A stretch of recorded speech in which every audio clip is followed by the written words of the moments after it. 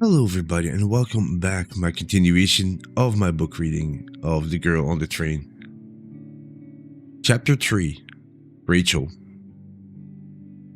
Friday, 12th of July, 2013. This morning, I have a terrible headache, and it's my own fault. I drank too much again last night. I close my eyes and rest my head against the window, but when the train stops at the red signal, I wake up. Jess is in her garden, and there's a man with her. But it isn't Jason. This man is taller, thinner, and darker. Is he a family friend? Or her brother? Jess walks towards him and stands very close, and then she kisses him. I could hardly breathe. Why would she cheat on Jason? Jason loves her. They're a happy couple. I'm upset. It's bringing back all the feelings I had when Tom cheated on me. I found out the way most people do these days. I accidentally saw one of his emails. It was short, and it said, "I miss you." And it was from someone called Anna Boyd. Of course, I wanted to know more, and I looked for other messages from her. I found a lot, and more sent by him too. He told her that he loved her, that he never felt like this before, and that he couldn't wait to be with her.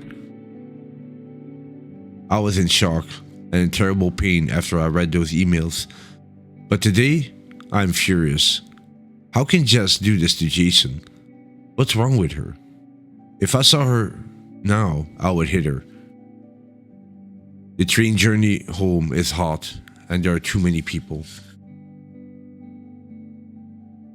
I've had a bad day. I saw Martin Miles from my old office in the street. He was obviously shocked to see me. I turned and hurried away. Then an hour or so later, my phone rang. It was Tom's number. I didn't answer, and he left a message. But when I listened to the message, it wasn't Tom, it was her. "Rachel, it's Anna. Look, you can't call us at night." Her voice is cold and unfriendly. "The calls wake up Evie, and we can't have that. We're trying to get her to sleep through the night. It's hard for us. We're trying to get her to sleep through the night. It's hard for us.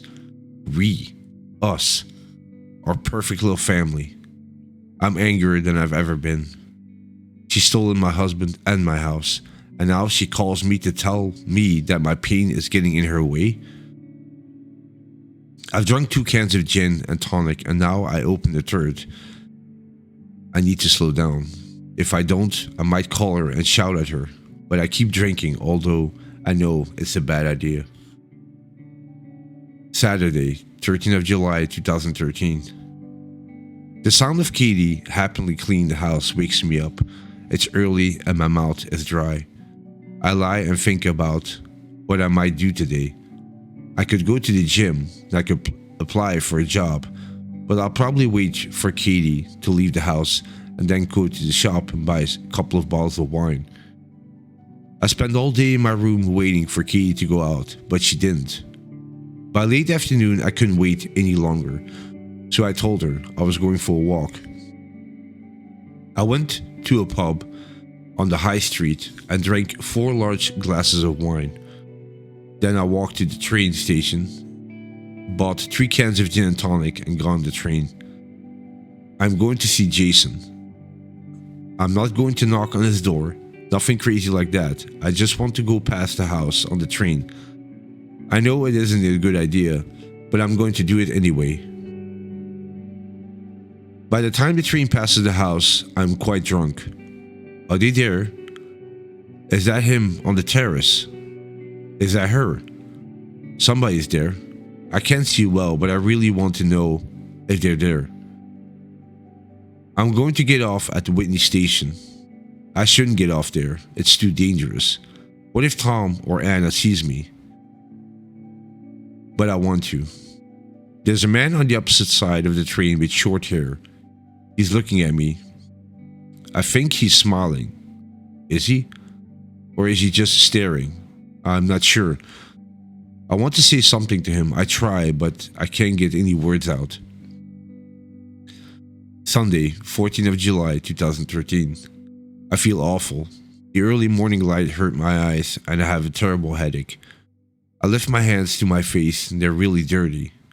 Something is wrong. For a moment, I feel as though I'm falling. Last night, what happened? I try to think, but at first, nothing comes.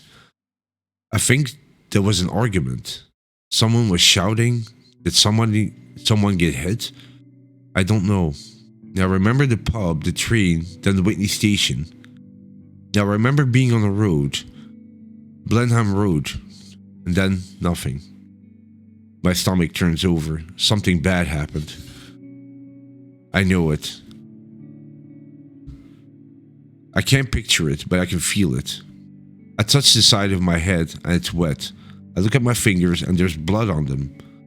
And I'm starting to feel panicky. Then I remember the man. He smiled at me. He talked to me, but I can't remember what he said. What then? I don't know. I'm frightened. I'm still wearing some clothes from last night, but they're damaged and dirty. My body aches and there are bruises on my arms and legs. I look desperately for my bag and find it thrown down just inside the front door, with everything falling out on the floor. The hall is a mess. The rest of my clothes are all over the floor and there's dirt and blood on the carpet. I take a deep breath and pick up my phone. There are 2 messages. The first is from Katie, left yesterday evening, asking where I am. She says she's going to stay at a friend's house and she'll see me tomorrow. The second one is from Tom, and he left it at 10:15 p.m. I almost dropped the phone when I heard his voice. He's shouting angrily. What's wrong with you, Rachel? I've just spent an hour driving around looking for you. You've terrified Anna. She thought you were going to... But I managed to stop her calling the police. Just leave us alone. Do you remember me? I never want to see or hear from you again. I don't know what I've done. Why was Tom looking for me? What did I do to Anna? Did I go into their house? Did I hurt her? I climb back into bed and start to cry. I wake up and hear shouting downstairs. My head still hurts. It must be early evening. She sees the mess. I don't believe this, shouts Katie. Rachel! Rachel! I can't get up. I get up and open my bedroom door. She's standing there. What's going on? She asks angrily, when she sees how I look. I've had enough, Rachel. I can't have this in my flat. I'm so sorry, I say. I was really ill. You weren't ill, were you? You were drunk. I tried so hard to help you, but it makes no difference. I want you to leave, Rachel. I'll give you a month to find another place. Monday, 15th of July, 2013.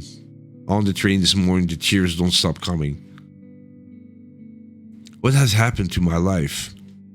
How did things go so wrong? At one time, everything seemed great, but maybe the turning point was not being able to get pregnant.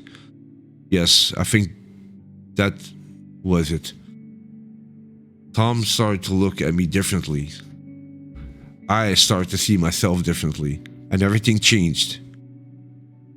I've just started to calm myself when the train stops, and I look up and I see Jason. He is standing in the middle of the garden looking down at the track. He's just there, not doing anything at all. It seems like he's staring right at me. For some reason, I start to feel afraid.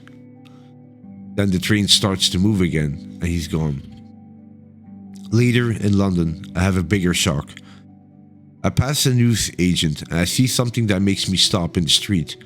It's today's newspaper, and on the front of it is a big picture of her. Jess. My Jess, the perfect blonde. I pick up the paper and stare at it. All I can think about is Jason standing in his garden. The Whitney woman missing. A 29-year-old woman, Megan Hipwell, of Blenheim Road, Whitney, has been missing for 2 days. Miss Hipwell has last seen by her husband, Scott Hipwell, on Saturday evening at 7 p.m. When she left the couple's house to visit a friend, she was wearing jeans and a red t-shirt. She is 1.63 meters slim with blonde hair and blue eyes. Anyone with information is requested to contact the police. And that was the end of chapter 3, Rachel.